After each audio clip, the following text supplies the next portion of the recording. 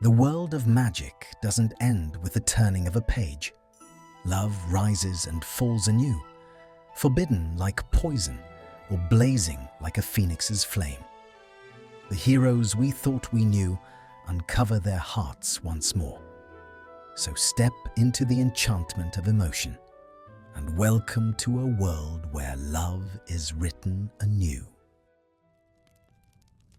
"You should kneel," Draco Malfoy said softly, "unless you want him to think you're still pretending to be brave." Hermione Granger did not kneel.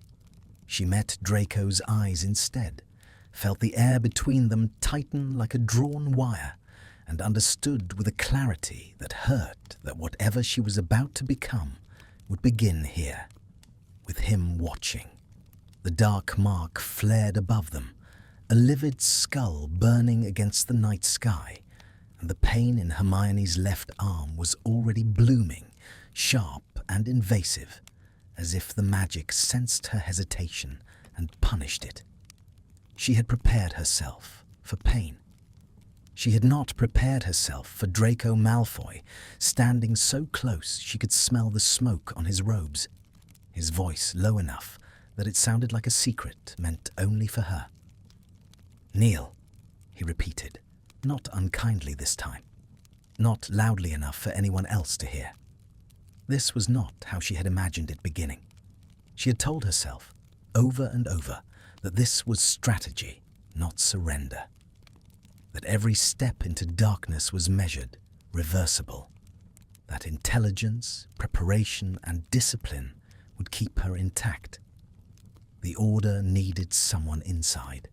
Someone brilliant enough to survive scrutiny. Someone disposable enough to risk it. She had volunteered before anyone could stop her. Now Voldemort stood at the center of the ruined hall, pale and terrible, his red eyes sliding over the gathered Death Eaters until they fixed on her. Hermione felt the weight of that gaze like a hand around her throat. The magic in the room pressed in from all sides, heavy with violence and expectation. "A Muggle-born," Voldemort said thoughtfully, his voice carrying without effort. "Who comes willingly?" Hermione forced herself to breathe. She had rehearsed this. Every word, every expression. Fear, yes, but controlled. Defiance would be death. Humility would be suspicion. She pitched her chin just low enough to suggest submission without degradation. "I come to survive," she said, "and to be useful." A ripple of amusement moved through the circle. Disgust, too. Bellatrix Lestrange's laughter cut sharp and delighted, like broken glass. "She has courage," Voldemort murmured, "or desperation, often the same thing." Hermione's arms screamed. The dark mark finalized itself with a sickening finality, magic sealing into her skin, binding her. She did not cry out. She would not give them that. Draco watched her the entire time, not with hatred, not with triumph, with calculation. When it was over, when Voldemort turned away and the tension loosened just enough for breath to return to the room, Draco stepped closer. He did not touch her. That would have been too visible. Instead, he angled his body so that his shoulder shielded her from Bellatrix's gaze. "You didn't flinch," he said under his breath. "That was either very stupid or very convincing." "Which would you prefer?" Hermione asked. His mouth curved, almost despite himself. "That depends on how long you plan to live." They assigned her quarters in the east wing of Malfoy Manor, guest rooms once used for diplomats, now stripped of warmth and guarded by wards that hummed with intent. Draco escorted her there personally, silent as they walked, his presence both escort and warning. "You're under my supervision," he said when they reached the door. "My aunt wanted you." The Dark Lord disagreed. Hermione stiffened. "Why?" Draco looked at her then, really looked, his grey eyes sharp and searching. Because if you're lying, you'll betray yourself faster around someone who knows what you used to be. And if I'm not, then, he said slowly, you'll betray yourself anyway. The door closed behind them with a soft, final click. For a moment, neither of them moved. This was the first time they had been alone since before the war, since school, since words had been weapons instead of masks. Hermione was acutely aware of how close he stood, of the way his magic brushed against hers, unfamiliar and unsettling. "You hate me," she said. Draco exhaled through his nose. "That's convenient. Hatred is simple. And this isn't?" His gaze flicked to her arm, still raw, still burning. "No, this is complicated." She swallowed. This was the danger the Order had warned her about. Not the Dark Lord, not torture, not death. Proximity, intimacy forced by circumstance. People who saw too much. "I'm not here to deceive you," Hermione said carefully. "I'm here to prove myself." Draco's laugh was quiet and humorless. "That's the same thing."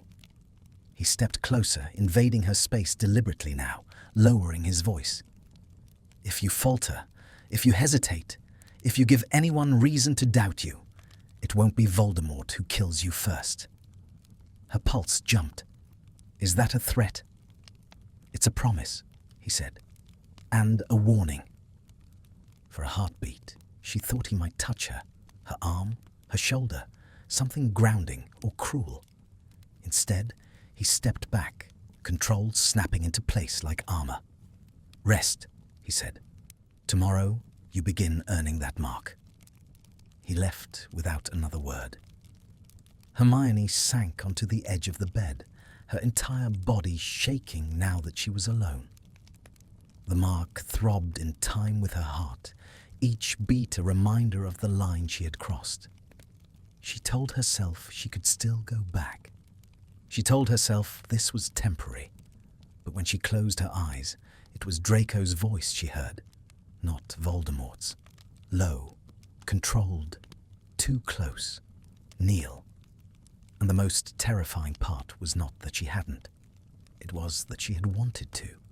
Just a little, if it meant he would stop looking at her like that. The dark mark pulsed again, as if in answer, and Hermione understood that whatever she was pretending to be, the lie had already begun to shape her. And Draco Malfoy was standing far too close to the center of it. "You will stand closer," Draco said quietly, without turning his head. "If you leave that much space, they'll notice." Hermione felt the words like a hand at her spine, guiding her forward. She took one step, then another. The distance between them narrowed until her sleeve brushed his, a contact so slight it could be dismissed as accident. And yet, her magic reacted instantly, tightening, flaring, as if recognizing a threat or a promise. Draco stiffened too. She felt it. He did not look at her. They were in the long drawing room, where the curtains were always drawn, and the air smelled faintly of old spells and newer fear. Other Death Eaters stood in small clusters, murmuring, watching. Hermione knew the lesson of this room already. Nothing here was private, even when no one appeared to be listening. "Relax your shoulders," Draco murmured. "You look like you're waiting for a curse." "I am," she replied under her breath. "That's your mistake.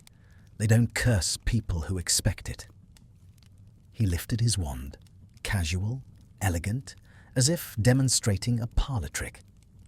The object on the table, a silver goblet, twisted in on itself, metal screaming softly as it collapsed into a shapeless knot. Hermione kept her expression neutral, her hands loose at her sides. "You see?" Draco continued, louder now, for the room. "Control. Intent without hesitation." Several eyes flicked toward her, appraising, suspicious. "Your turn," he said.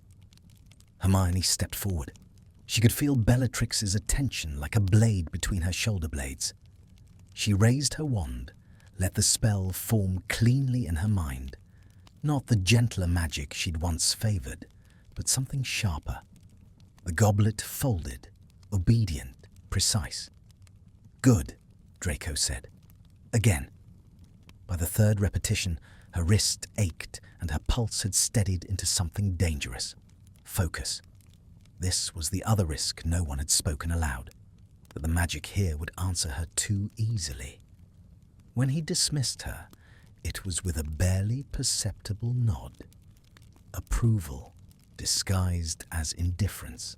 Later, in the corridor outside the East Wing, Draco stopped abruptly, forcing her to halt just short of colliding with his back.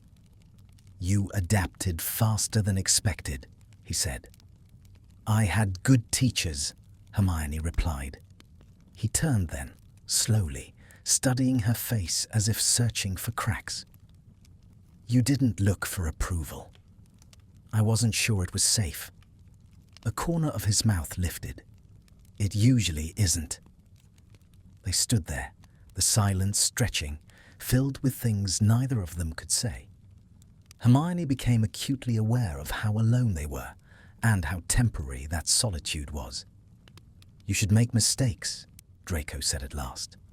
"Small ones. Perfection draws attention." She frowned. "You're advising me to fail." "I'm advising you to survive." "And what do you get out of that?" she asked quietly. Draco's gaze sharpened. For a moment, she thought he wouldn't answer. Then, "If you fall apart too quickly, it reflects poorly on me." "Is that all?" He stepped closer again, deliberately this time lowering his voice. "No, but it's enough." Something in his tone unsettled her. Not cruelty, not mockery, but restraint, as if he were holding something back with both hands. "Be careful tonight," he added. "My aunt is bored." That was all the warning she received. Bellatrix Lestrange cornered her after dinner, her smile wide and delighted, her eyes bright with anticipation. "So," she sang, circling Hermione like a predator. "The clever little mudblood wants to play at being dark." Hermione inclined her head. "I want to belong." Bellatrix laughed. "Oh, that's the best lie of all." The questions came sharp and fast. Names, loyalties, hypotheticals designed to trap her into mercy or hesitation. Hermione answered with precision, choosing cruelty where kindness would be suspicious, choosing silence where passion would betray her. When Bellatrix finally lost interest, it was with a pout of disappointment. "You're no fun," she said, "but you might last." Hermione did not exhale until she was alone again, her hands trembling as the door shut behind her. She pressed her palm to the mark, grounding herself in the pain. "This is temporary," she told herself. She thought of Draco's proximity, his quiet instructions, the way his magic had brushed hers without warning. Temporary did not feel like the right word. He found her later, just before midnight, as she stood at the window pretending not to count the seconds. "You passed," he said simply. "At what cost?" He hesitated. It was the first time she'd seen him do that. "That depends on how much you're willing to pay." Their eyes held. The air between them felt charged, unstable. "This isn't part of the plan," Hermione said, though she wasn't sure what she meant by this anymore. "No," Draco agreed. "It isn't." He stepped back, breaking the moment before it could harden into something dangerous. "Get some rest. Tomorrow won't be as forgiving." As he turned to leave, Hermione spoke without thinking. "Draco." He paused, hand on the doorframe. "If I stop believing?" she asked, her voice barely steady. Will you notice? He looked at her over his shoulder, expression unreadable. Yes. And will you tell them? The silence stretched, thin and sharp. No, he said finally. I'll tell you. He left her with that, an answer that felt like a promise and a threat all at once. Hermione stood alone in the dark, her heart racing, aware that the line between performance and truth was already blurring. And worse, she wasn't sure which side of it she wanted him to see. You're late. Hermione stopped just inside the threshold, the door closing behind her with a muted thud that sounded too final for comfort. The room was narrow, lit only by a single floating candle whose flame bent and straightened as if breathing. Draco stood by the table, sleeves rolled, wand resting idle against his palm.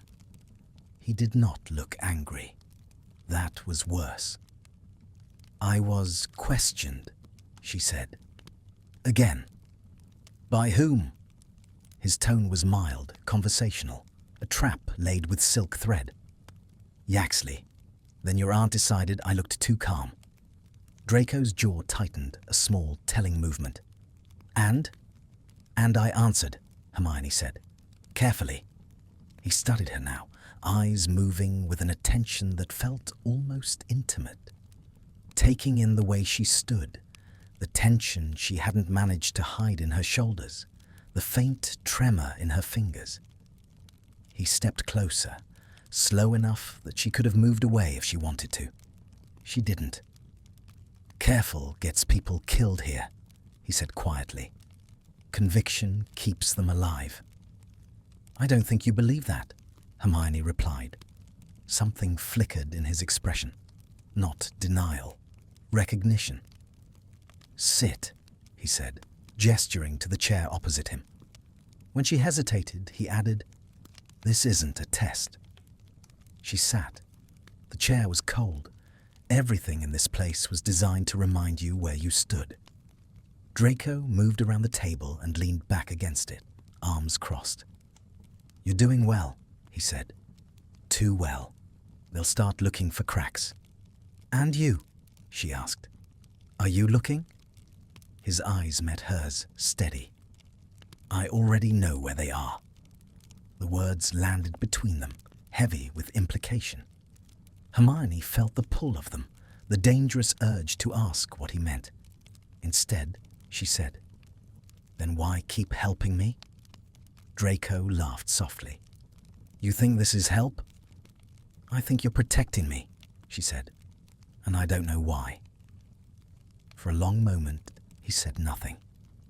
The candle guttered, throwing their shadows against the walls, two figures too close, edges blurred together. Because, he said finally, if you break, they'll make an example of you. And if they do that, you'll tell them things you don't want to tell. Hermione's pulse jumped. You're afraid I'll betray you. I'm afraid, he corrected, that you'll betray yourself. The honesty of it startled her. She looked down at her hands, clenched too tightly in her lap. This was supposed to be simple, she murmured. Infiltrate, observe, report. Draco snorted. Nothing here is simple. She looked up. Then why stay? He hesitated again. That small pause was becoming familiar and dangerous. Because leaving isn't an option, he said. And because some choices stop being choices once you make them. The words lingered, unsettling. Hermione wondered if he was talking about the mark on his arm, or hers.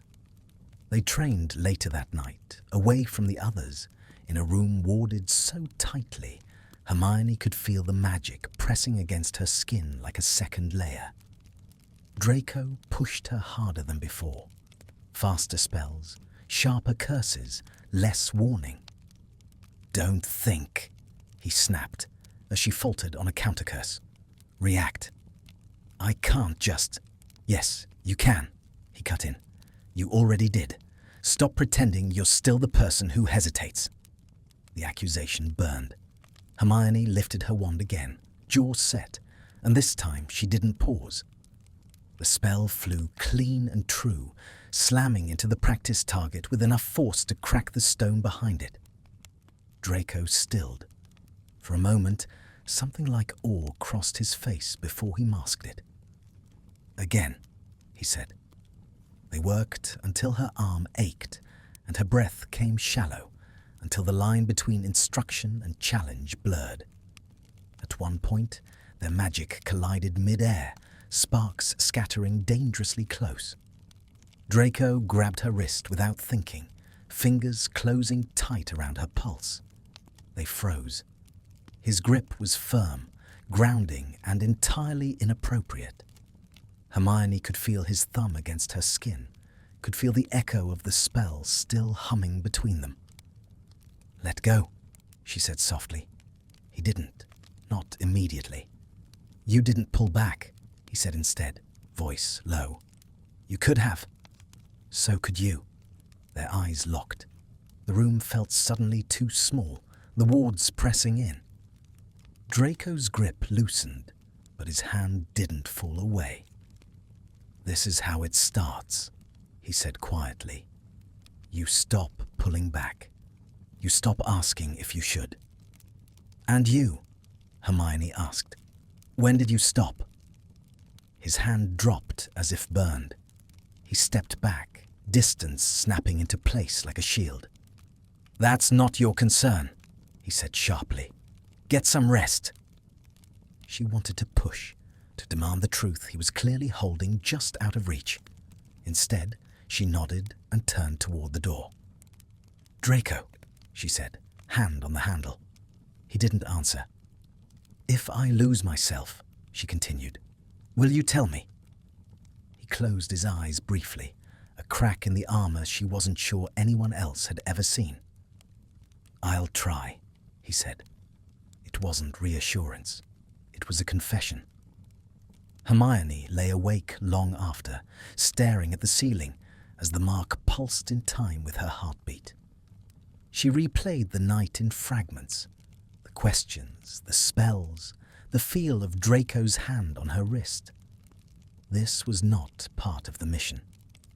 And yet, when she imagined leaving, imagined turning her back on this place, and the man who navigated it with such careful cruelty, something in her chest tightened painfully. She had come here to pretend. She was beginning to understand that pretending required belief. And belief, once invited in, rarely left without taking something with it. Do it again. Hermione's wand felt heavier than it had an hour ago. Sweat dampened the collar of her robes, her muscles tight with fatigue she could not afford to show. The room they were in, one of the lower chambers, stone walls etched with old sigils, had no windows, no sense of time, only the echo of spells and the quiet, relentless presence of Draco Malfoy. "I did it," she said, keeping her voice even. "Twice." "And the second time you hesitated," Draco replied. He circled her slowly, eyes sharp, missing nothing. "That's the difference between pain and punishment."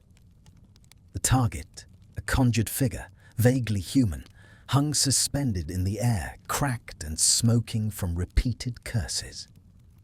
Hermione stared at it, jaw tight. "It's already broken," she said.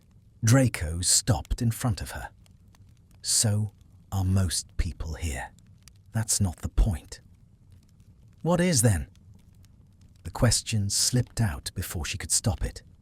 He studied her for a long moment, then raised his wand and repaired the target with a flick, restoring it to an unsettling wholeness.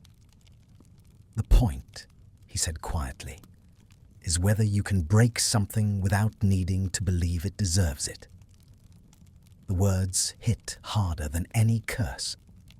Hermione swallowed, lifting her wand again. This time she did not allow herself to think of the figure as anything other than an object. The spell left her wand in a clean arc of light, precise and devastating. The target shattered. Draco exhaled slowly. Good. The approval settled uncomfortably in her chest. They were interrupted by the unmistakable presence of someone who did not knock. Bellatrix Lestrange swept into the chamber like a storm-given form, eyes bright, wand already in hand. "Still playing teacher, Draco?" she asked brightly. "Or have you finally decided to see what she can really do?" Hermione felt the shift immediately, the way the air tightened, the way Draco's posture changed. He stepped subtly closer to her, not protective enough to be obvious, but enough to be noticed if someone were looking for it. "She's improving," he said, "as expected." Bellatrix's gaze snapped to Hermione, raking over her with open hunger. "Oh, I'm sure, but improvement isn't loyalty." She turned to Hermione suddenly. "Tell me," she said, "who would you curse first, given the chance?" Hermione didn't answer right away. Silence stretched, dangerous and deliberate. She felt Draco's attention like a weight, felt the room waiting. "The people who taught me mercy," Hermione said finally. Bellatrix laughed, delighted. "Oh, I like you." Draco did not smile. Later, much later, when Bellatrix had grown bored and left them alone again, Draco closed the warded door with more force than necessary. "That was reckless," he said. Hermione bristled. "I said what they wanted to hear." "You said too much," he snapped. "You don't offer truth here unless you're ready for them to use it." "I didn't offer truth," she shot back. "I offered survival." Draco stared at her, something dark and conflicted in his eyes. "Those two things are closer than you think." The silence that followed was heavy, charged. Hermione felt the exhaustion catch up with her all at once, her control fraying at the edges. "You're angry," she said. "I'm careful," he corrected. "And you make that difficult." She laughed softly, without humor. "That makes two of us." For a moment, neither moved. Then Draco reached out abruptly and caught her arm, fingers brushing dangerously close to the mark. Hermione gasped, more in surprise than pain. "Don't," she warned. "I know," he said, voice low. "I know exactly what I'm doing." His hand lingered for a fraction of a second too long before he let go. The contact left her skin buzzing, her pulse racing. "This is the part where you start thinking you can handle it," he continued, "where you tell yourself you're still in control." "And you're not?" she asked quietly. His laugh was sharp. "I lost that illusion years ago." That night, Hermione dreamed of fire and silver eyes, of hands that steadied her even as they pushed her forward. She woke with her heart racing, the mark burning as if in warning or invitation. The next morning brought a summons. The Dark Lord wished to see her. Draco found her in the corridor, already aware. "You don't speak unless spoken to," he said. "You don't volunteer anything. And whatever happens—" "I know," Hermione interrupted. "I don't hesitate." His jaw tightened. "You don't hesitate unless you mean it." Their eyes met, something unspoken passing between them. Fear, trust, something dangerously close to reliance. When they parted, Hermione felt the weight of it settle fully. The realization that Draco Malfoy was no longer just her handler, her observer, her risk. He was the one person here who knew how close she was to the edge. And worse, he might be the reason she was willing to stand there at all. "Step forward." Hermione did not look at Draco. She kept her gaze fixed ahead on the pale stone floor that reflected torchlight like dull water and forced her feet to move. The chamber was larger than the others, circular with a high domed ceiling etched in ancient runes that hummed faintly with magic older than the wall. The Death Eaters stood in a loose ring, their attention sharp and expectant. At the center waited Voldemort. Hermione felt the familiar tightening in her chest. Not panic, but awareness. This was not fear that scattered the mind. This was fear that focused it to a point. "You have learned quickly," Voldemort said. His voice slid through the room, smooth and cold. "Faster than many who came before you." "I listen," Hermione replied, "and I adapt." A flicker of amusement passed over his serpentine features. Adaptation is a form of intelligence, but intelligence alone does not earn loyalty. He lifted his wand, not in threat, but in invitation, and gestured to the space beside her. A prisoner was dragged forward by two masked figures, shoved to their knees. A man, middle-aged, bloodied but conscious. His eyes lifted to Hermione's face, wide with recognition.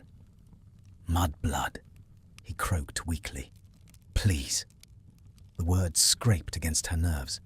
The room seemed to lean in. Hermione felt the moment stretch, thin and fragile. This was the test Draco had not warned her about, because he couldn't.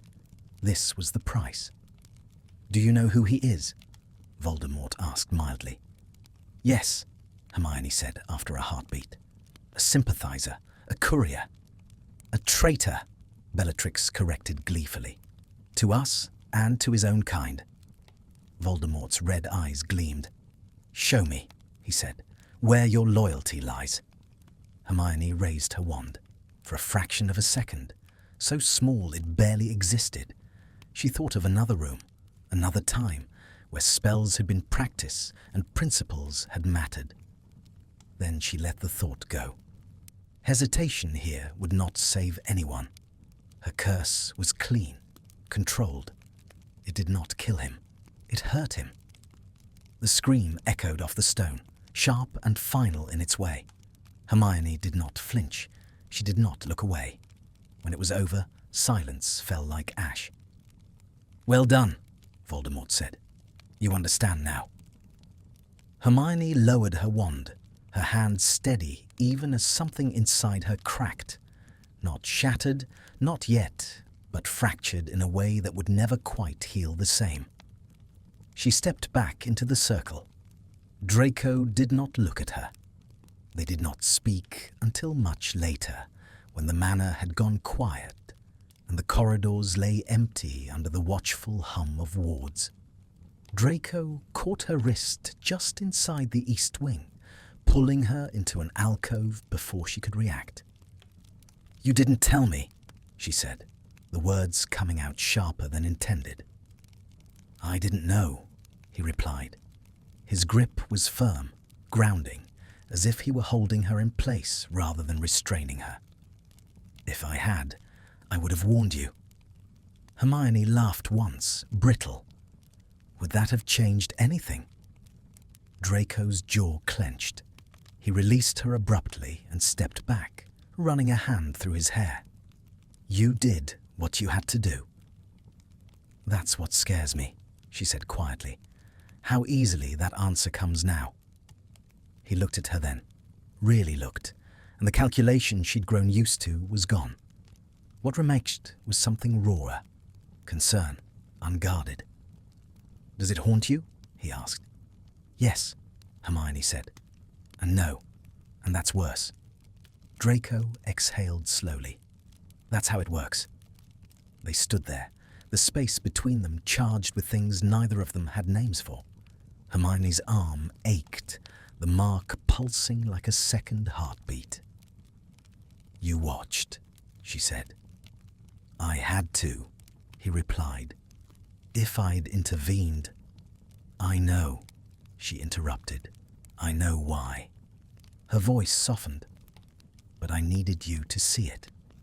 His eyes darkened. "Why?" "Because if you're going to be the measure of what I'm becoming," she said, "you can't look away when it happens." The words hung between them, heavy and intimate. Draco stepped closer, stopping just short of touching her. "You're changing," he said. "So are you." A muscle in his jaw twitched. "I was already lost." Hermione shook her head. "You're still choosing." For a moment, she thought he might deny it. Instead, he said quietly, "So are you." That night, Hermione could not sleep.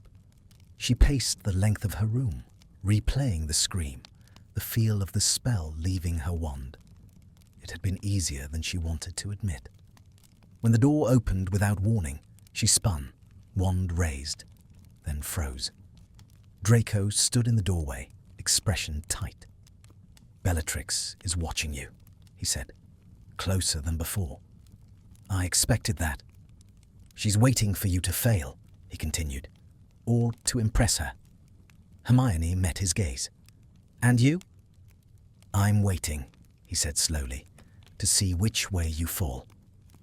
The honesty in it struck deeper than any accusation. "And if I fall the wrong way?" she asked. Draco stepped into the room, closing the door behind him. "Then I'll have to decide whether to pull you back or let you drag me with you." Their eyes locked, the air thick with everything unsaid. The distance between them felt deliberate now, charged with possibility and consequence. Hermione understood, with a clarity that frightened her, that the next choice she made would not be for the Order or the war or even herself. It would be for him. And that realization, more than the mark on her arm or the screams in her memory, was what made the darkness feel suddenly like something she might choose. Not because she was forced to, but because she was no longer alone in it. Hermione learned quickly which silences mattered. There were the obvious ones, the pauses before a curse, the breath held too long when Voldemort's attention drifted too close. And then there were the quieter silences, the ones that settled between her and Draco in the narrow spaces where words would have made things worse. Those were the ones that stayed with her. They stood together at the edge of the council chamber, close enough that their shoulders almost touched. Almost. The meeting dragged on, voices rising and falling around them, plans unfolding with cold precision. Hermione listened, absorbed, stored everything away like she always had. The difference now was that the information no longer felt neutral. Each detail pressed against her ribs, heavy with consequence. Draco leaned slightly toward her, just enough that his words brushed her ear. "Don't react," he murmured. "They're watching for it." "I know," she whispered back. His breath lingered for a second longer than necessary. The contact was minimal, but it sent a sharp awareness through her, a reminder of how closely their fates were beginning to align. The meeting ended without incident. That, in itself, felt like a warning. It was later, in one of the smaller corridors that twisted away from the main halls, that Draco finally spoke again. "You're drifting," he said. Hermione stopped walking. "I'm functioning." "That's not the same thing." She turned to face him, arms crossing instinctively. "You're not exactly stable yourself." A corner of his mouth lifted. "I'm not the one pretending otherwise." The words stung because they were true. Hermione exhaled slowly, letting her shoulders drop. "What do you want from me?" He hesitated, and in that hesitation she saw the fracture, the place where his certainty thinned into something more dangerous. "I want you to stop trying to be two people," he said. "It's going to get you killed." "And if I can't?" she asked. "Then pick which one you're willing to lose." The answer felt too close to the truth. Hermione looked away, her gaze catching on the stone wall, on the faint scorch marks left by spells cast long ago. You make it sound simple. It's not, Draco said, but it's necessary. She laughed softly, without humor. You sound like you're speaking from experience. He didn't deny it. The mission that followed was not meant to involve her. That was clear from the way Draco's expression tightened when her name was added at the last moment. No, he said flatly. She's not ready. Voldemort's gaze slid to him, cool and assessing. You doubt your own judgment, Lucius's son. Draco inclined his head, careful. I doubt unnecessary risk. Risk, Voldemort replied, is the point. Hermione felt the decision settle over her like a cloak she couldn't shrug off. She did not look at Draco. If she did, she might hesitate. And hesitation was no longer something she could afford. The village was small, quiet, deceptively ordinary. They moved through it like shadows, spells whispered and precise. Hermione followed Draco's lead, her senses sharpened to a painful clarity. Every sound felt too loud, yet every movement carried weight. When the confrontation came, it was sudden and messy. A misstep, a shouted warning. Spells flew. Hermione reacted without thinking. She disarmed one man, stunned another, her magic snapping into place with ruthless efficiency. It wasn't until she saw Draco falter, just for a moment, just long enough, that she understood what was happening. He was protecting her. The realization cut deeper than fear. Hermione stepped into the space he had left open, her spell intercepting the curse meant for him. The impact knocked her back, pain flaring sharp and immediate. Draco's shout cut through the chaos. He was at her side in an instant, hauling her upright, his hand tight around her arm. "What were you thinking?" he demanded. "I was thinking you didn't deserve to die for my mistakes," she shot back. His eyes burned. "This isn't how this works." "No," she said, breathless. "It isn't." They finished the mission in strained silence. When it was over, when the village lay still behind them, Draco did not release her arm. "You could have been killed," he said quietly. "So could you," Hermione replied. "And that bothered you." He stared at her, something fierce and conflicted twisting in his expression. "You don't get to decide whose life matters more." "I didn't," she said. "I decided whose mattered to me." The words hung between them, dangerous and unguarded. Back at the manor, Draco followed her into her room without comment, closing the door behind them with a decisive click. Hermione turned, pulse racing, not from fear, but from the weight of everything unspoken. "That was reckless," he said. "You say that every time I act without asking you," she replied. "And every time," he snapped, "you get closer to not walking away from it." Silence stretched, thick and charged. Hermione stepped closer, then stopped, the space between them suddenly deliberate. "You saved me first," she said. "Don't pretend you didn't." Draco's jaw tightened. "That was different." "How?" she pressed. "Because you've been doing this longer? Because you're used to the cost?" He looked at her then, really looked, and whatever he saw there made him falter. "Because I don't want you paying it," he said. The honesty landed like a blow. "I already am," Hermione replied softly. "The question is whether I'm paying it alone." For a moment, she thought he might close the distance, might say something irrevocable. Instead, he stepped back, control snapping into place once more. "This can't continue," he said. Her chest tightened. "Then stop it." He shook his head. "You know I can't." The truth of that settled heavily between them. Hermione felt the pull of it, the inevitability. As he turned to leave, she spoke without thinking. "Draco." He paused. "If I cross a line," she said, "will you stop me?"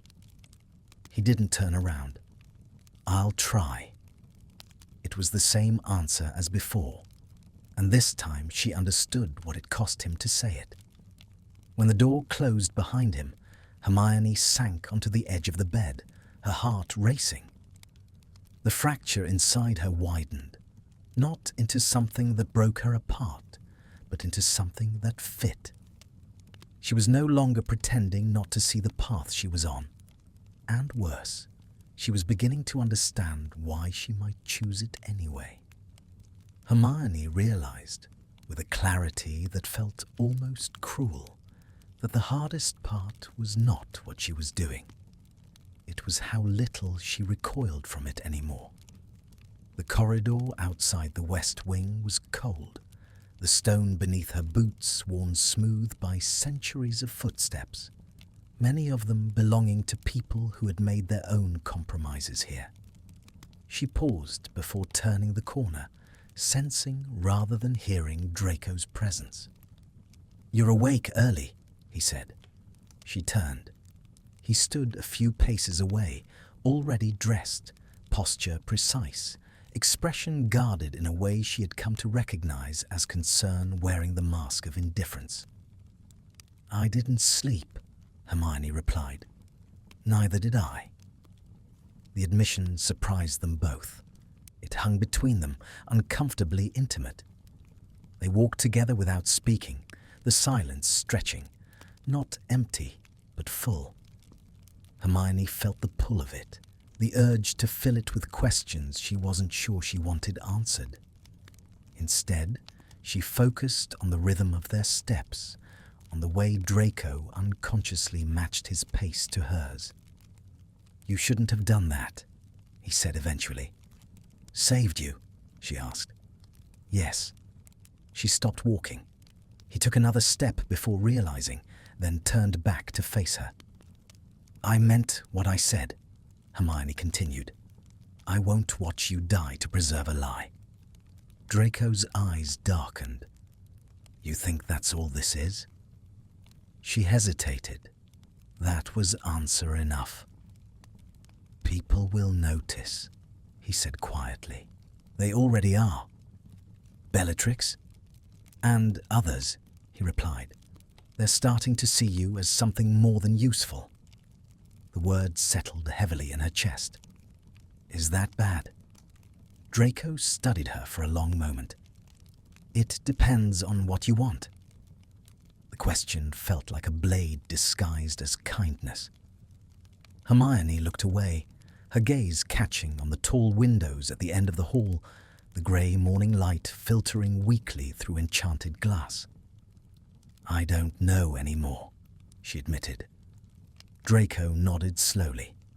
"That's the dangerous part." The task they were given that afternoon was deceptively simple. Escort.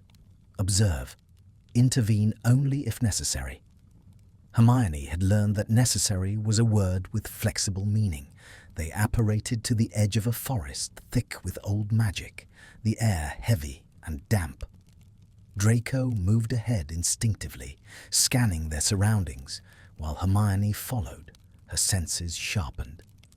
The silence here was different, alive, watchful.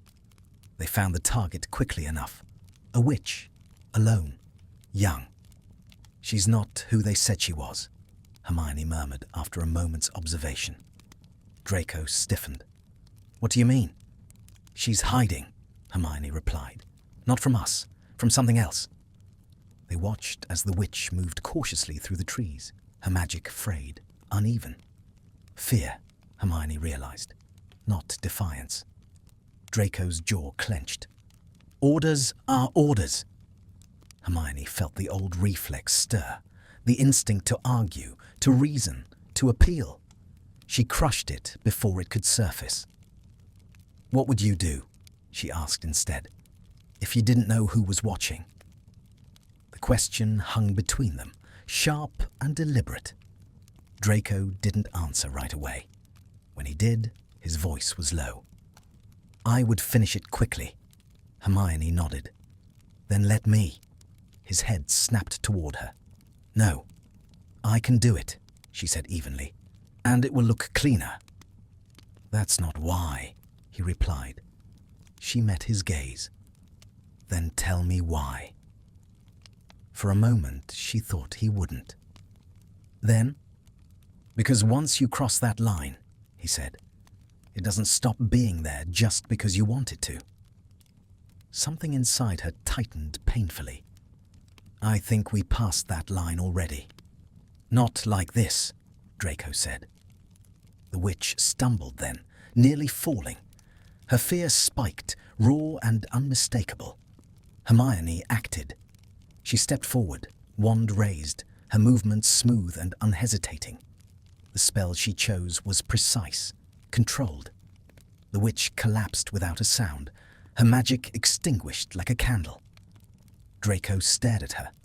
Hermione lowered her wand, her hand steady, her chest tight but not breaking. She waited for the guilt to crash over her, for the horror. It didn't. "I did what had to be done," she said quietly. Draco's voice was rough. "You didn't even look away." "I didn't want to," Hermione replied. The admission shocked them both. They returned to the manor in silence. The weight of what had happened pressed against Hermione's ribs, not as remorse, but as understanding. This was not a single choice. It was a pattern forming. Draco stopped her outside her room. "You didn't hesitate," he said. "No," she agreed, "and you don't regret it." Hermione searched herself, found only a hollow ache where certainty used to live. "No." He exhaled slowly, as if releasing something he'd been holding back for far too long. "Then we're running out of time." "For what?" she asked. "For pretending this is still temporary." The words struck deep. Hermione felt the truth of them settle in her bones. "You're afraid," she said. "Yes," Draco replied, "because I know exactly where this leads." "And you're still here," she said, "still standing with me." His gaze softened just slightly. "That's the problem." They stood there, the space between them charged with everything neither of them had dared to say. Hermione felt the pull of it, the gravity of a choice no one had forced her to make. "If I keep going," she said, "you won't stop me."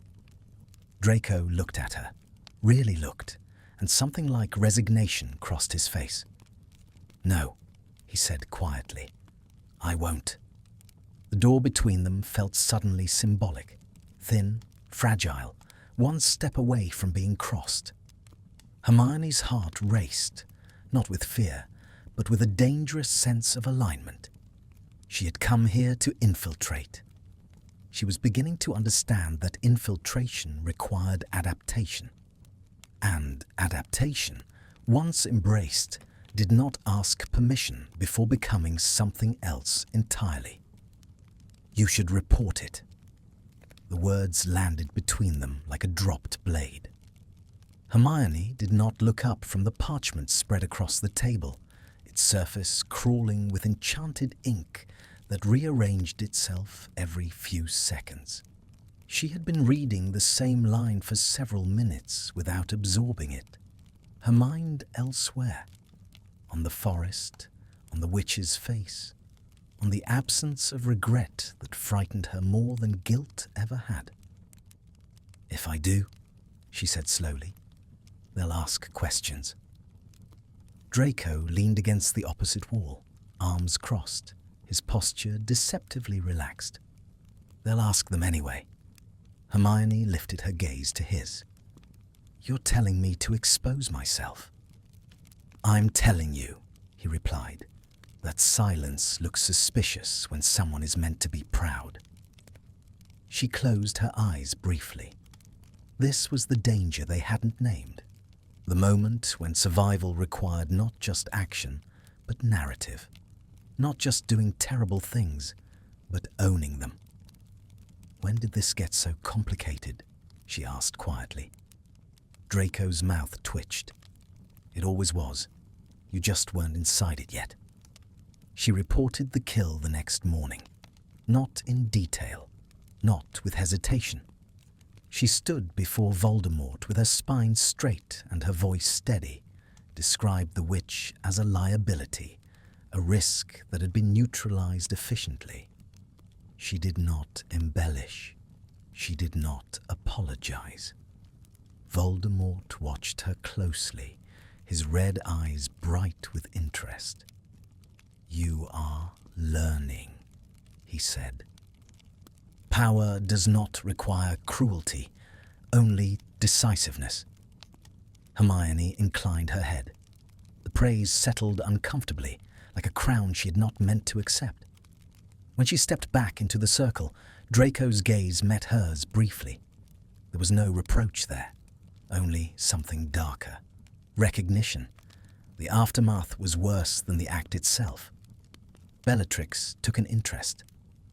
"You're changing," she said one evening, her voice lilting with delight as she circled Hermione. "I can smell it on you." Hermione forced a smile. "I'm adapting." "Oh no," Bellatrix laughed. "You're choosing." The distinction struck deep. Hermione felt the truth of it settle like a weight she could no longer shift. That night, Draco found her in the library, surrounded by books she no longer pretended were for comfort. He closed the door behind him with a flick of his wand, wards snapping into place. "You shouldn't be alone with her," he said. "I won't always have a choice," Hermione replied. Draco stepped closer, lowering his voice. "You're becoming visible." "So are you," she shot back. "Every time you intervene, every time you watch me like this matters more than your own safety." His jaw tightened. "I can handle the consequences." "So can I," Hermione said. "Stop trying to decide that for me." The argument crackled between them, sharp and intimate. Draco reached out as if to grab her arm, then stopped himself, his hand hovering uselessly in the air. "This isn't what I wanted," he said quietly. Hermione's breath caught. "What did you want?" He laughed softly, bitter. "That's the problem. I don't remember anymore." The admission felt like a door opening somewhere deep inside her chest. They were sent out again 2 days later. This time, there was no ambiguity, no misinterpretation. A family. Draco went pale when he read the order. Hermione watched his reaction carefully, feeling something inside her harden, not into cruelty, but into resolve. "I'll do it," she said.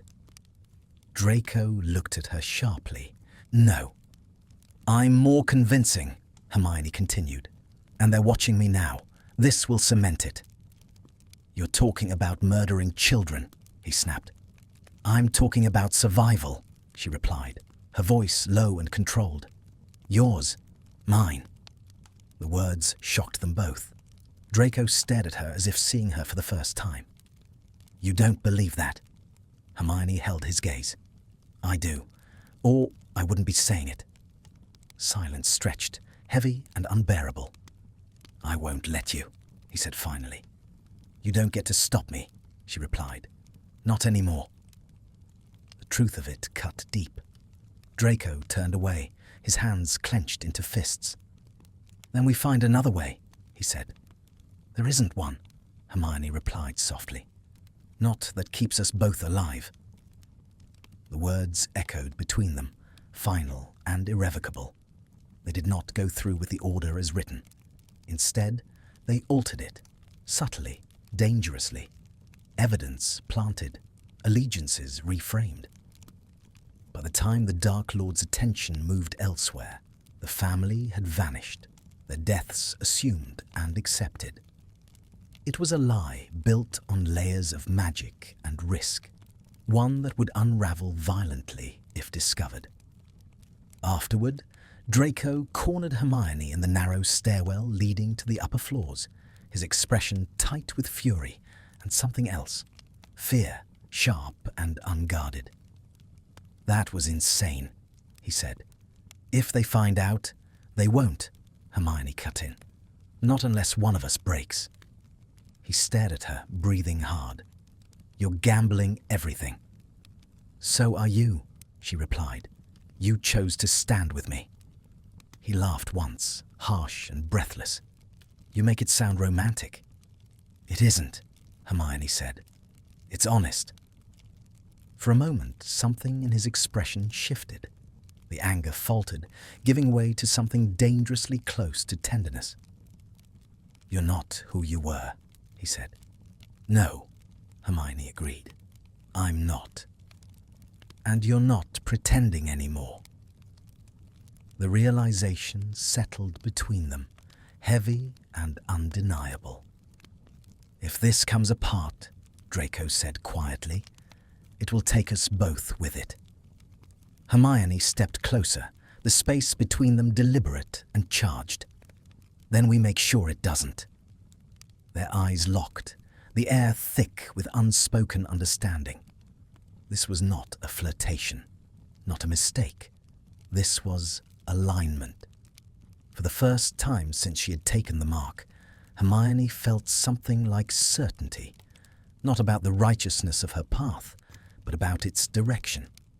She had crossed the point of no return, and Draco Malfoy was standing on the same side of it with her. "You're being watched." Hermione did not look up from the ledger she was annotating, its pages thick with names and coded transactions that now made an unsettling kind of sense to her. The room was quiet, except for the low crackle of the fire and the distant, ever-present hum of wards, layered so densely they felt like a second atmosphere. "So are you," she replied. Draco stood near the window, his reflection fractured by the enchanted glass. He had been there for several minutes before speaking, long enough that his presence felt less like an intrusion and more like a constant, something she had stopped questioning. "It's different," he said. "They expect things from me. From you, they're still deciding." Hermione's quill paused. "Deciding what?" "How far you'll go," Draco said, "and whether you'll enjoy it." The words settled heavily. Hermione set the quill down with deliberate care and turned to face him. "And you?" she asked. "Have they decided that about you?" Draco's expression tightened, something shuddering behind his eyes. "A long time ago." They stood in silence, the distance between them charged but familiar now. This was not the first time the conversation had circled this territory. Each pass brought them closer to something neither of them had named outright. "You didn't hesitate," Draco said finally. "Back there, with the family." "No," Hermione agreed. "And you don't regret it?"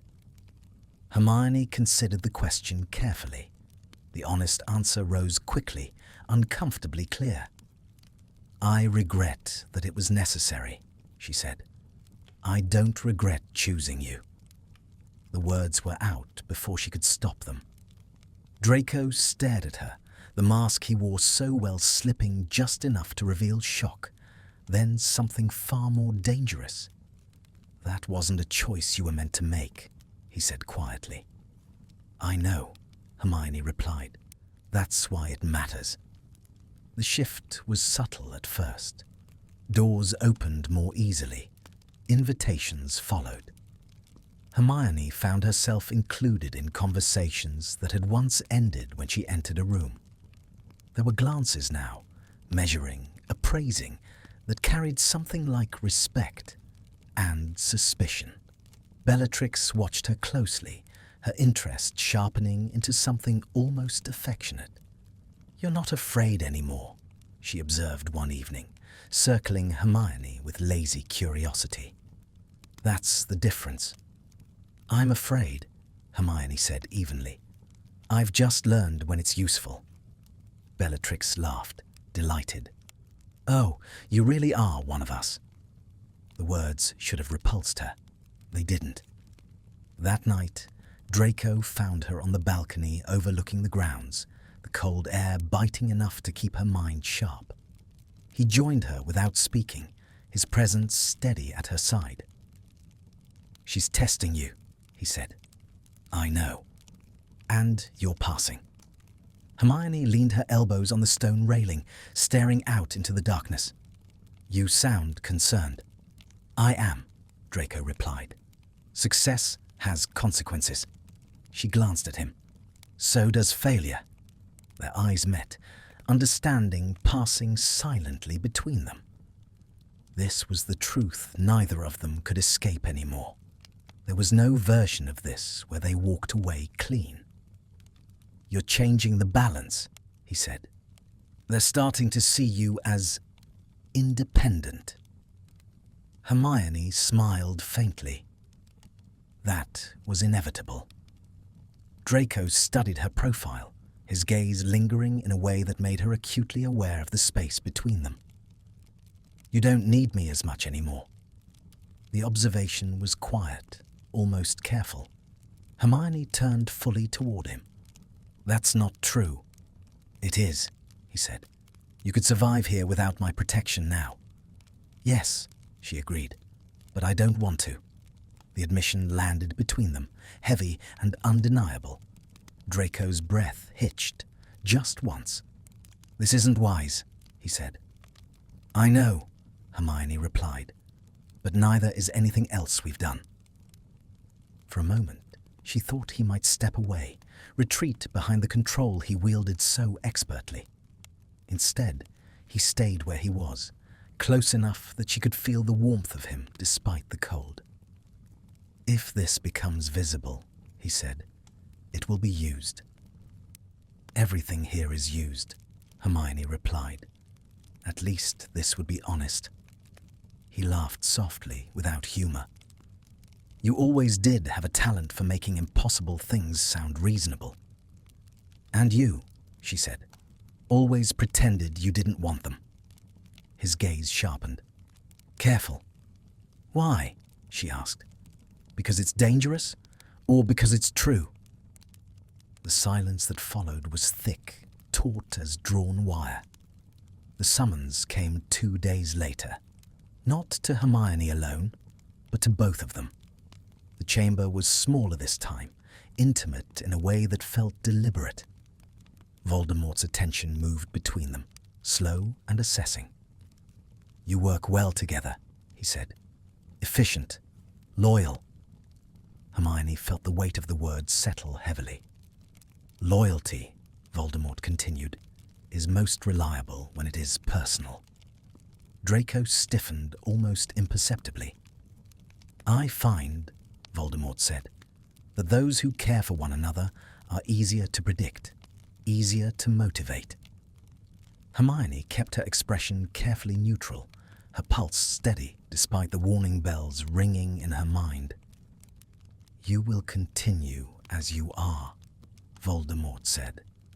"Closely." It was not permission. It was observation. When they were dismissed, Draco did not speak until they were well out of earshot. "That was a warning," he said. "And a test," Hermione replied. "Yes," he agreed. "And we're already in it." That night, the tension between them finally broke, not into something reckless, but into something far more dangerous. Clarity. Draco stopped her just outside her room, his hand catching her wrist. Not hard, but certain. "If this goes wrong," he said, voice low, "they will destroy you to punish me." Hermione met his gaze without flinching. "And if I pull away now, they'll destroy you anyway." His grip tightened slightly. "You don't owe me this." "No," she said.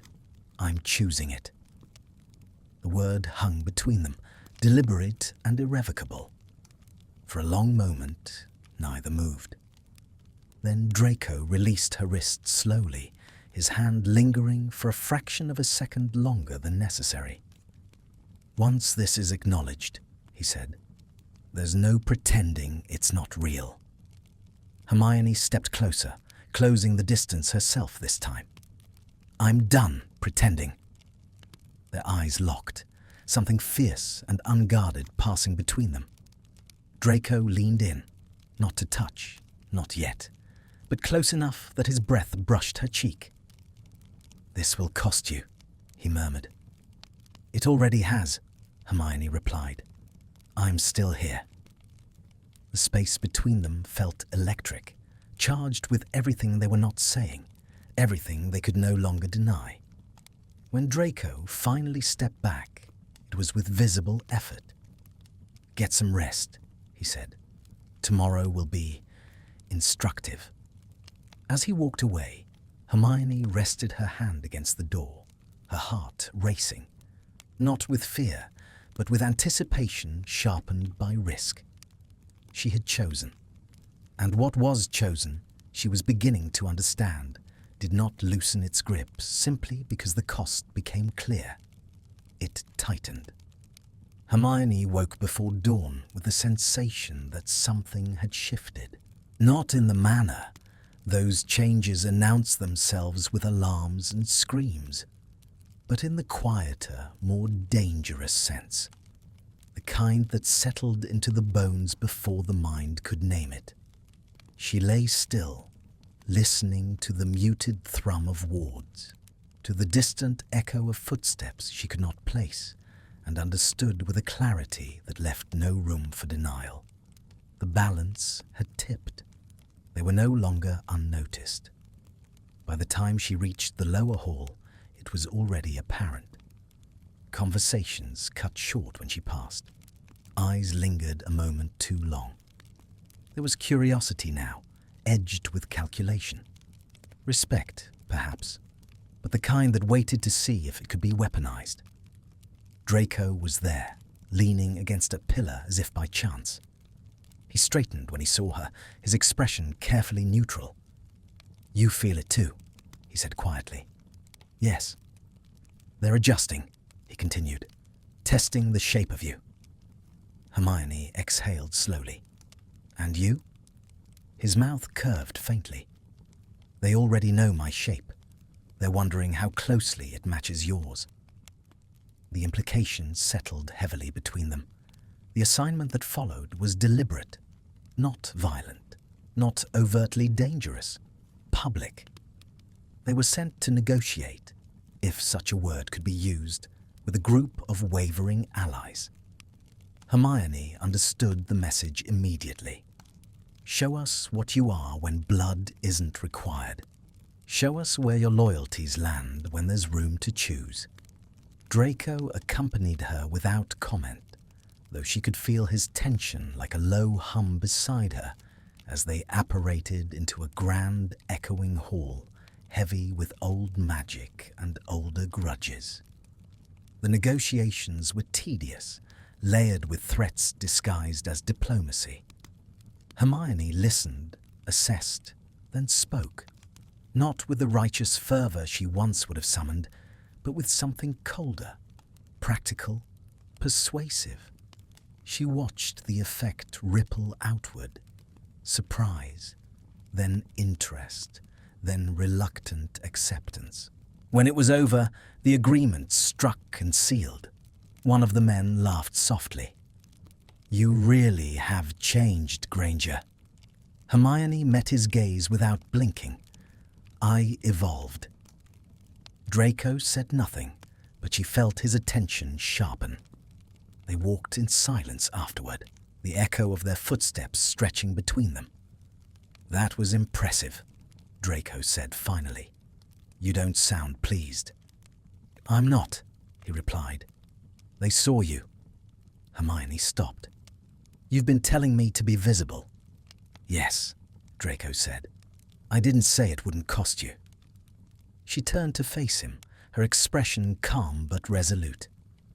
"I won't survive here by hiding behind you." "I know," he said. and that's exactly what frightens them. And you? He hesitated. That was answer enough.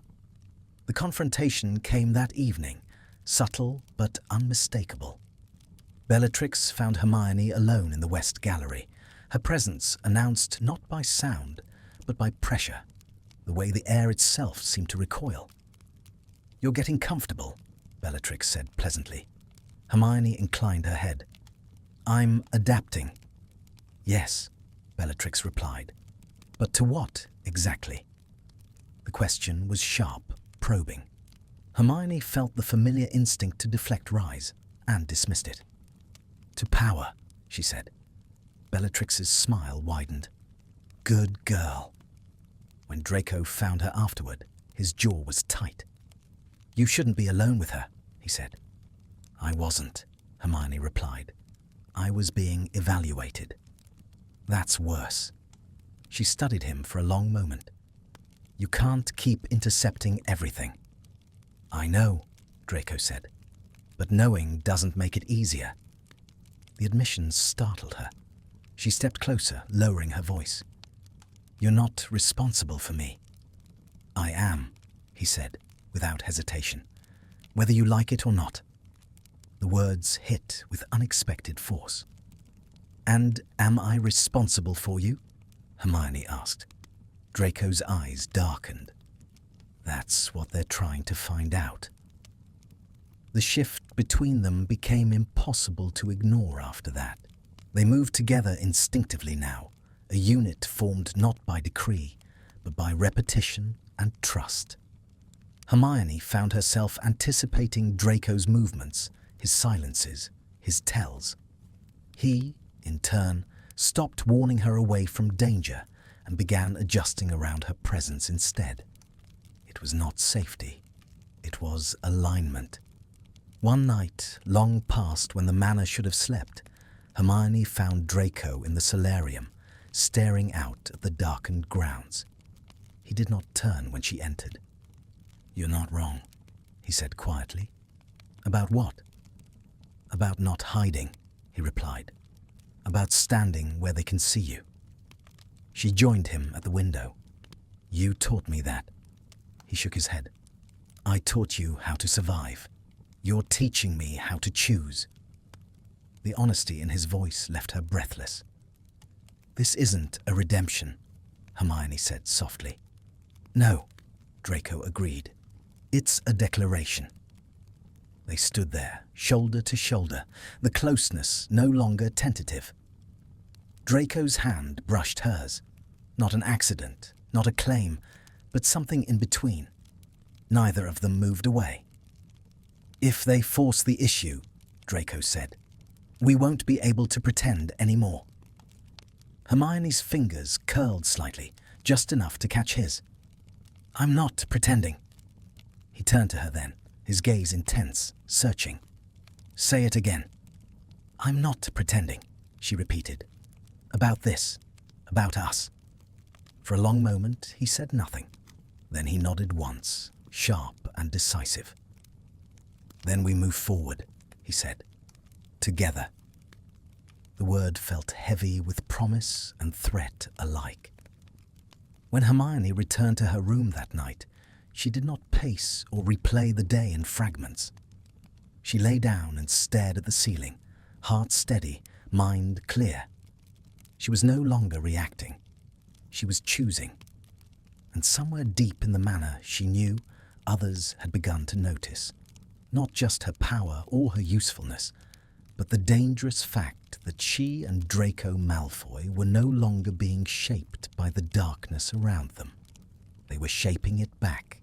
The invitation was written in silver ink that burned briefly against Hermione's fingers when she touched it. A summons. Private. Not unusual in itself, but the phrasing was careful, deliberate. Attendance requested. Not ordered. Not demanded. Choice. Offered like a blade without a hilt. Draco read it over her shoulder, his expression darkening. "They're isolating you. Or elevating me," Hermione replied. "That's the same thing," he said sharply. "Here." She folded the parchment, slipping it into her sleeve. "You can't come." "I know." The acceptance in his voice was worse than protest. The room she was led to was smaller than expected, lined with tall mirrors that reflected her from every angle. Hermione resisted the urge to glance at them, focusing instead on the figure waiting at the center. Not Voldemort, Lucius Malfoy. The surprise registered only briefly before Hermione schooled her expression. Lucius inclined his head, movements precise, aristocratic even now. "Miss Granger," he said, "or do you prefer another name these days?" "Hermione will do," she replied. "Of course." His pale eyes studied her with cool interest. "You've made quite an impression." "I wasn't aware that was my goal." Lucius smiled faintly. "It rarely is at first." They spoke in circles for a time, about strategy, alliances, the shifting balance of power. Hermione answered carefully, aware that every word was being weighed not just for content, but implication. "You're close to my son," Lucius said eventually, the words dropping with deliberate casualness. Hermione did not flinch. "We work well together." "Do you?" Lucius replied. "Or do you trust one another?" The distinction was razor-sharp. "Yes," Hermione said simply. Lucius nodded slowly, as if confirming something he had already suspected. "Trust is inefficient," he said, "but effective in the right hands." "And you're concerned," Hermione said, "that mine may not be the right ones." Lucius's smile sharpened. "On the contrary, I'm concerned they are." When she left the room, Hermione felt the weight of the conversation settle fully. This was not a warning.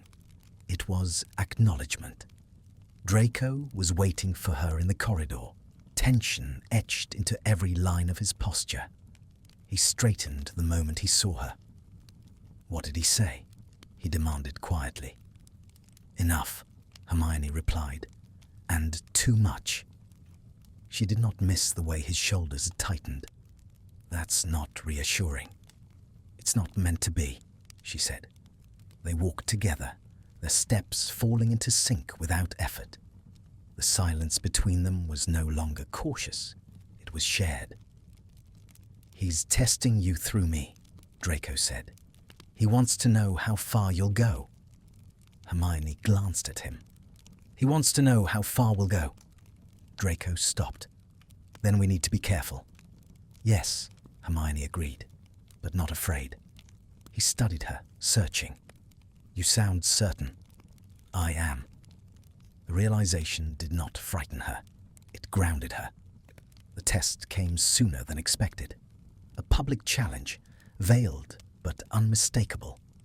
Hermione was tasked with overseeing a disciplinary hearing against a Death Eater who had failed spectacularly. The expectation was clear. Example, not mercy. Draco stood at the edge of the room as the accused was dragged forward, bloodied and shaking.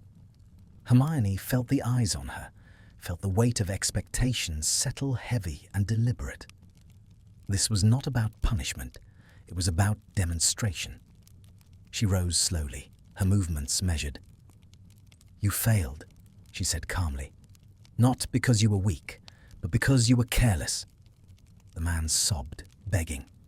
Hermione raised her wand, not to strike, but to bind. The magic wrapped tight, efficient, leaving him immobilized. "Failure," she continued, "is tolerated only when it teaches something useful." She turned, meeting the gaze of those watching. "Remove him. He will serve as warning." The sentence was severe, but not fatal. A compromise forged with ruthless precision. The reaction was immediate. Murmurs, appraisal, a shift. When it was over, Draco approached her, his expression unreadable. "You could have killed him," he said. "I could have," Hermione agreed. "I chose not to." That will be noticed. Yes, she said, by the right people. Draco exhaled slowly. You're walking a dangerous line. So are you, Hermione replied, standing with me. He met her gaze, something fierce and resolute burning there. I know. That night, the distance between them finally became untenable.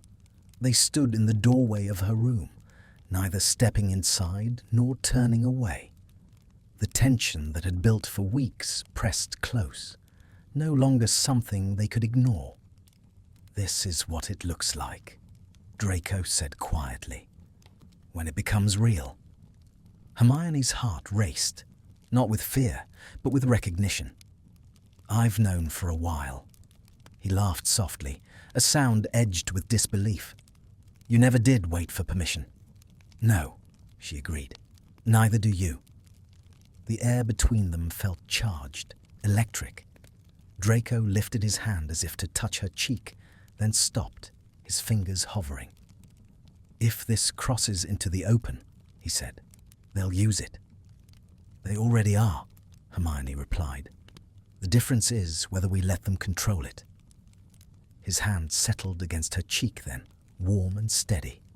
The contact was grounding, intimate, irrevocable. This changes nothing, he said, almost to himself. It changes everything, Hermione corrected gently. Their foreheads rested together, the closeness deliberate and unhurried. This was not passion overtaking caution. It was choice, sharpened by risk. We won't be forgiven, Draco said. No, Hermione agreed. We won't. And there's no going back. Hermione met his gaze, her voice steady. I don't want to. The truth of it settled fully between them. What had begun as proximity, as necessity, had become something deliberate and dangerous. When Draco finally stepped away, it was with visible effort. They're watching, he said. Hermione nodded. Let them. As the door closed behind him, Hermione leaned against it, her pulse steady, her mind clear. This was no longer infiltration. This was allegiance, not demanded, not coerced, but chosen. And what was chosen, she knew now, could not be unmade without breaking something essential in the process. Hermione understood betrayal long before she was forced to name it.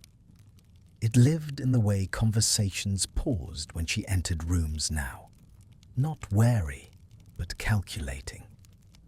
In the way her name was spoken with a careful neutrality that could tip either into praise or condemnation. And most dangerously, it lived in the silence between messages from the order that never came. She had expected them to stop reaching out eventually. She had not expected how little she would miss it. The realization came to her one evening as she stood in the strategy room, studying a map marked with shifting sigils that represented power rather than territory. She traced a route absently, noting how neatly it aligned with the latest movement of Death Eater forces. Efficient, logical, effective.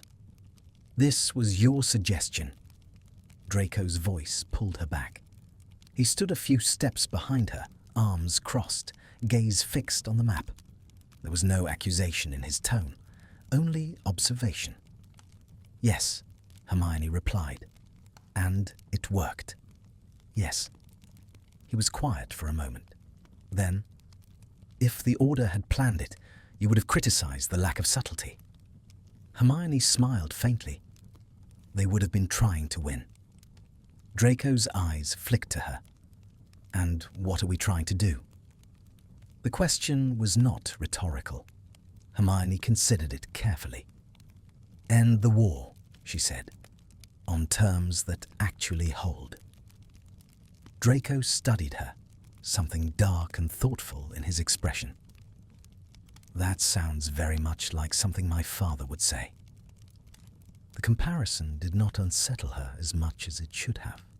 The message arrived the next day, slipped past wards that should have stopped it. Hermione recognized the magic instantly. Old, familiar, layered with care. Order magic. Her fingers tightened around the parchment, a pulse spiking, not with relief, but with something sharper. Anticipation edged with dread. "We know where you are," it read. "We need to talk." Draco found her staring at the words, her expression carefully blank. "They reached you," he said. "Yes." "When?" "Just now." He nodded slowly. And they want me to come back." The silence that followed was heavy, taut as drawn wire. "That was inevitable," Draco said at last. "What matters is what you do." Hermione folded the parchment with deliberate care. "They think I'm compromised." "You are," he replied. "Just not the way they think." She looked at him then, really looked.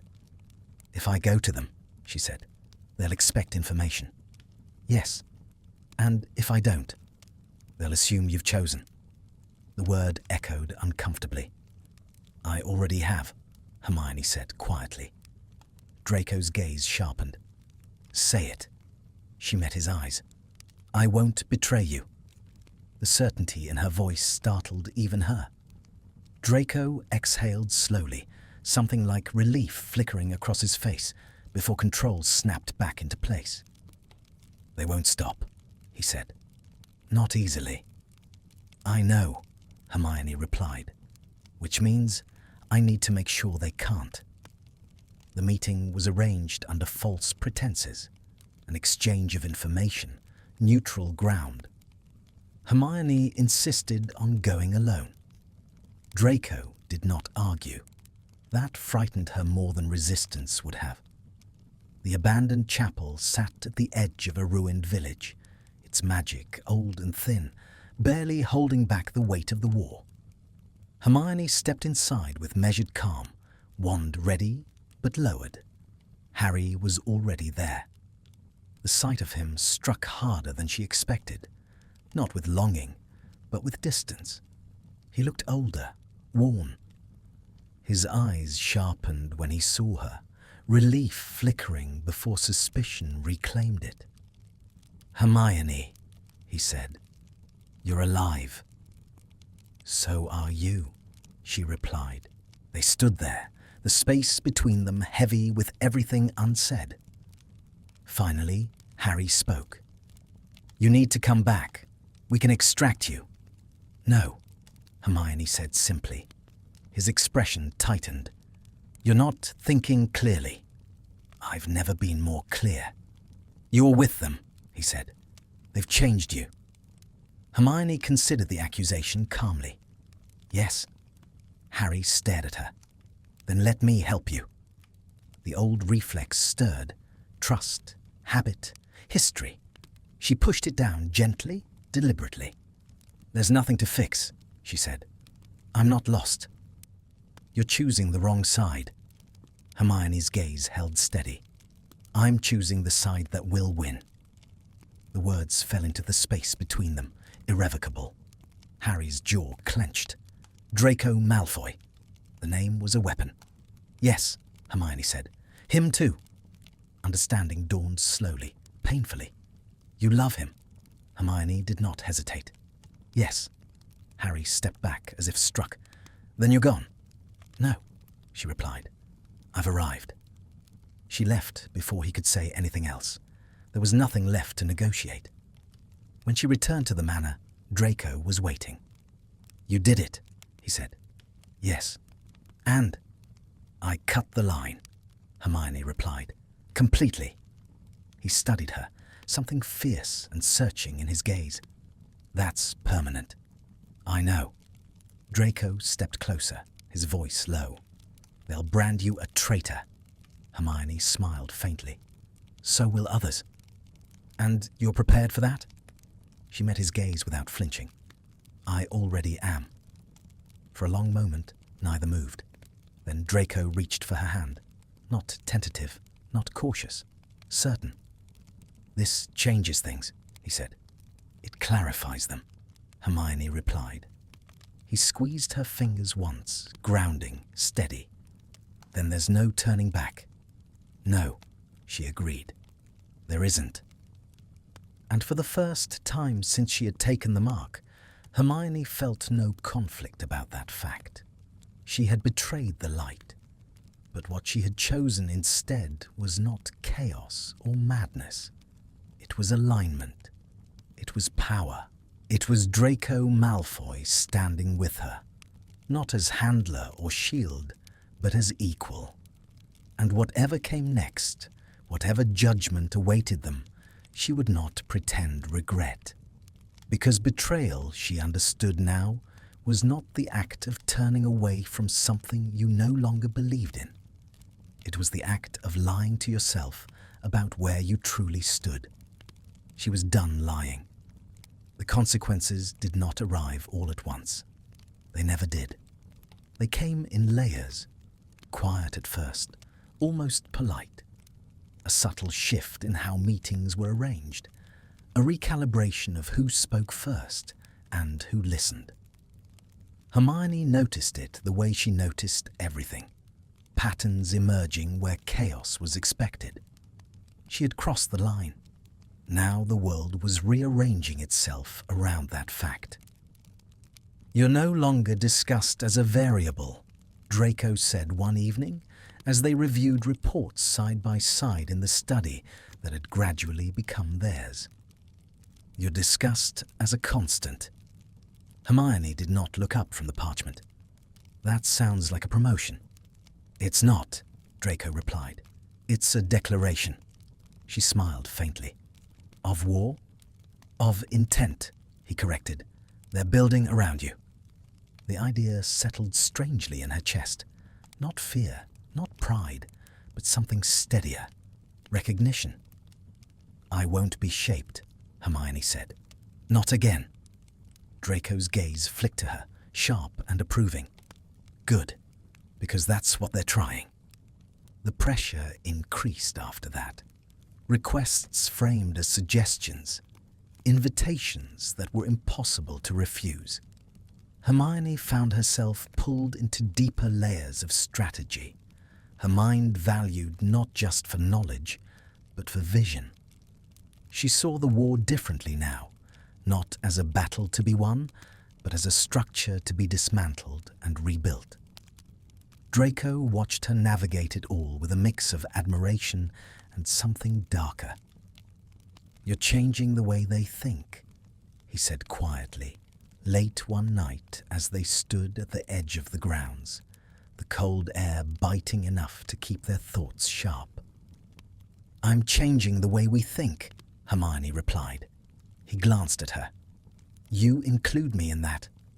She turned to face him fully. "You were never excluded." The truth of it settled between them. Draco exhaled slowly, as if releasing something he'd been carrying for years. "They respect you," he said. "Some of them fear you." "That was inevitable," Hermione replied. "Fear is easier than understanding." "And affection?" Draco asked softly. She met his gaze. "That's the most dangerous of all."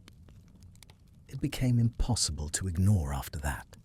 The way Bellatrix's interest sharpened into something suspicious. The way Lucius watched them both now, not disapproving, but assessing. The way Voldemort's attention lingered just a little longer on Hermione than before. "They're waiting," Draco said. "For what?" Hermione asked. "For you to declare yourself," he replied. "Publicly." The idea was not unexpected. Still, it carried weight. "They want me to choose," Hermione said. Draco nodded. "They want you to confirm what they already believe." "And what do you believe?" she asked. His answer came without hesitation. "That you already have." The moment came sooner than either of them expected. A gathering, formal, deliberate, not a council, something closer to ceremony. Hermione stood among them, the dark mark warm against her skin, her posture relaxed but alert. Voldemort's gaze fixed on her. "You stand apart," he said. "By design or by accident?" Hermione did not lower her eyes. "By intent." A ripple moved through the room. Draco felt it beside her. The shift, the recalibration. He did not look away. "You have been given opportunity," Voldemort continued. "Power, protection, purpose." "Yes," Hermione said. "And yet," Voldemort said softly, "you still retain the habits of choice." Hermione smiled faintly. "Choice is what makes power meaningful." Silence followed. Taut, dangerous. "And your loyalty?" Voldemort asked. Hermione's answer was measured, calm, and devastatingly honest. "It is mine to give." The words landed with the force of a spell. Draco's breath caught, not in fear, but in something like awe. Afterward, when they were alone again, the tension that had held them both snapped, not into chaos, but into clarity. "You just painted a target on your back," Draco said. Hermione stepped closer. "They already had one." He studied her, his expression fierce and unguarded. "You didn't name me." "I didn't need to," she replied. "They already know." For a moment he said nothing. Then he reached for her, not tentative, not cautious, but certain. His hands settled at her waist, grounding, real. "This is what it looks like," he said quietly, "when there's no deniability left." Hermione's heart raced, not with fear, but with resolve. "Good." Their foreheads rested together, the closeness intimate and unhurried. "If they force a reckoning," Draco said, "we'll have to stand openly." "We will," Hermione replied. "Together." The fallout was immediate. Whispers turned into speculation, speculation into alignment. Some distanced themselves. Others drew closer, sensing the shift in power. Hermione did not chase approval. She did not soften her edges. And Draco did not step back. They became something visible at last. Not scandal, not weakness, but axis. A point others oriented themselves around, whether in opposition or support. "You've changed the game," Draco said one night, as they stood side by side, watching the lights of the manor flicker below. "So have you," Hermione replied. He glanced at her. "I followed you." She shook her head. "You chose." The distinction mattered. As the night stretched on, Hermione felt the last remnants of doubt settle into something solid and immovable. The world she had left behind, the order, the girl she had been, felt distant, not painful. This was not corruption. It was transformation, and with Draco Malfoy at her side, not as a shadow or a handler, but as a partner, she understood that whatever came next would not be endured. It would be shaped. Only one part remained unwritten now, not the choice, but the outcome. The end of the war did not arrive with trumpets or prophecy. It came quietly, like a door closing somewhere deep in the foundations of the world. Hermione felt it before anyone announced it. Felt the way the magic in the manor shifted, settling into a new equilibrium. The wards no longer thrummed with anticipation. The air no longer tasted of imminent violence. Power had stopped moving. It had settled. "They've conceded," Draco said from the doorway. Hermione did not turn from the window. She watched the grey morning light spill across the grounds, dull and unremarkable, and utterly changed by what it represented. "The order?" she asked. "Yes," Draco replied. "What remains of it?" She nodded once. There was no triumph in her chest, no grief either, only a steady awareness of consequence. "Voldemort will claim victory," Draco continued. "Publicly, strategically, but it won't look the way it was meant to." Hermione finally turned to face him, because it isn't his victory alone. Draco's mouth curved faintly. No. The announcement came that afternoon. Hermione stood beside Draco in the Great Hall, her presence no longer questioned, no longer tentative. When Voldemort spoke, his voice carried power, but it was a power tempered now by structure, by permanence rather than chaos. The resistance had fractured. The war was over. There would be trials, restructuring, consolidation, order, not annihilation. Hermione listened carefully, not to the words, but to what was missing. No call for purges, no demand for excess. The brutality that had once defined the cause had been redirected. Later, when the hall emptied and the echoes faded, Draco turned to her. "You did this," he said. "No," Hermione replied. "I shaped it." He studied her, something like reverence flickering briefly across his expression before he masked it. "You chose the ending." She shook her head. "I chose the side that could hold." The judgment was swift. Hermione Granger, once the brightest witch of her generation, once a symbol of resistance, was declared irredeemable by the remnants of the light. A traitor, a cautionary tale. The titles did not wound her. She had already laid them down. What surprised her was how little anger she felt toward them.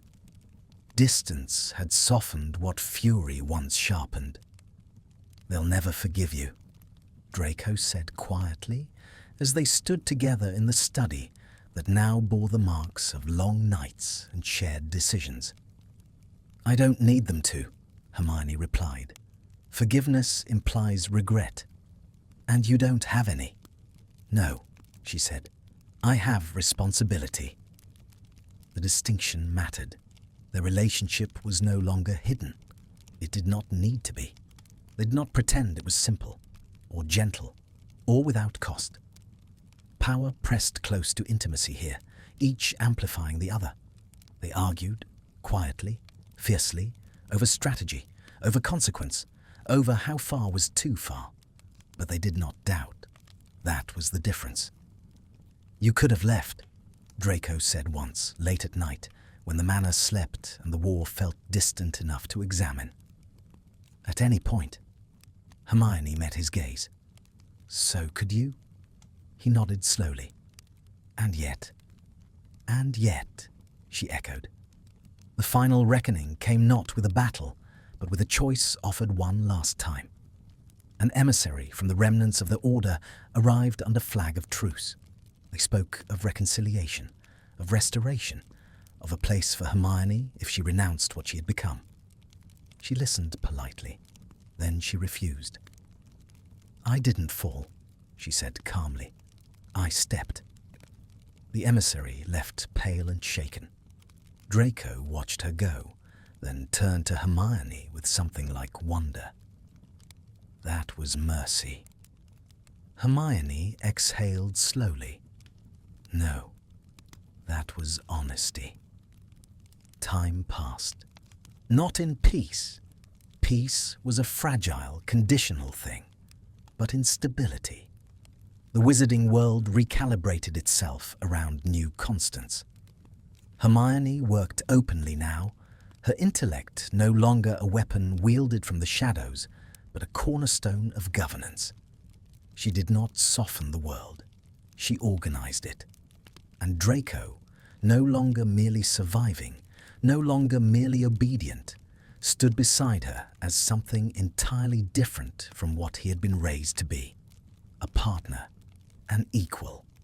One evening, as the sun dipped low over the grounds, Draco joined her at the window where she so often stood. "Do you ever wonder," he asked quietly, "who you'd be if you hadn't come here?" Hermione considered the question seriously. "Yes." "And?" "I think," she said, "I would have spent my life defending something that was already breaking." He nodded. "And now?" "Now," Hermione replied, turning to face him, I'm building something that can endure. He met her gaze, something fierce and steady there. With me. Yes, she said. With you. History would not be kind to Hermione Granger. It would debate her, condemn her, rewrite her until the truth blurred. She accepted that, because the truth, the real one, stood beside her every day, grounded and unflinching. She had joined the Death Eaters as an infiltrator. She had stayed because she chose to. And in choosing darkness, not as chaos, but as structure, as resolve, she had found not comfort, but alignment, not absolution, but love. And that, Hermione knew, was the only ending she would ever stand by.